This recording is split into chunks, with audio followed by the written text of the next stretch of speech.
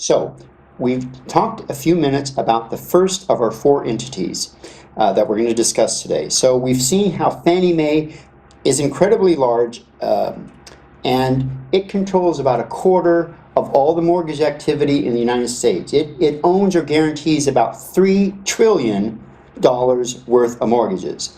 Yeah, we've seen the troubles it had a few years back with Freddie Mac, but it is still incredibly large and a very important part of the mortgage arrangement, the mortgage system in the United States. So when Fannie Mae investigates fraud, what do they find?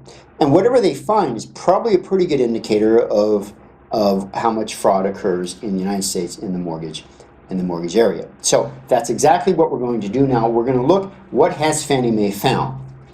So let me put my glasses on and we will have a look at some of their charts. First of all, fraud finding statistics through the end of June 2014. Relatively current. What did they find? And we'll go on the first level of states. And let me say here too, I know I mentioned it a little bit earlier, but when we see 2012 originations, mortgage fraud does not get discovered overnight. It takes a while for it to get discovered, typically on average about 18 months. So that's why you see a little bit of delay. You're not going to see 2013, 2014 hasn't been found out yet. So 2012 plus originations on a state level, look at this. California and Hawaii, almost a quarter of all the fraud Fannie Mae finds comes from these two states, and you better believe the majority of that comes from California. As you can see here, state-wise, California is the worst offender of the 10 worst states as to the fraud that they find. And it's not a once-in-a-while thing.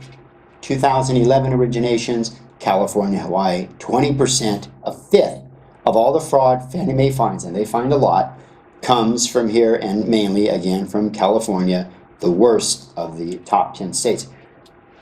As bad as this is, and I'm going to use this term for the second time, as bad as this is, it's not the bombshell. States are big places. California is a big state. Texas, big state. Florida is a big state. Where does the fraud occur? Fannie Mae wants to know that too. So they have the loan files. They will go down zip code by zip code, and they have what's called zip 3, the first 3 digits of the zip code, so they can really hone on to what areas this activity is happening in. And let me show you. I'm glad you guys are sitting down, because here's what Fannie Mae finds, that in the whole United States, the worst zip code for the first 3 digits, the worst, we are in it right now, the 945 area code. They only show San Ramon as a representative city of that code, but it includes Hayward, Fremont, San Lorenzo, Pleasanton, Dublin. The worst of all the loans they see in the United States, of all the areas, we beat out Chicago. We beat out any place that you think has a bad name. We beat that out. That's not a good thing to either for us. So when Fannie Mae looks at their loans, we're in ground zero. It would be worse than naive. It would be irresponsible to think, oh, I'm never going to run into a fraudster. That's never going to happen. Yes, it happens. We are in the worst area for it to happen. But also notice here, of the 10 worst zip codes in the United States, 8 are in California. Number 6 is San Jose. Number 7 is Santa Cruz. How many here have worked with loans in those areas? You probably all have. I know I have.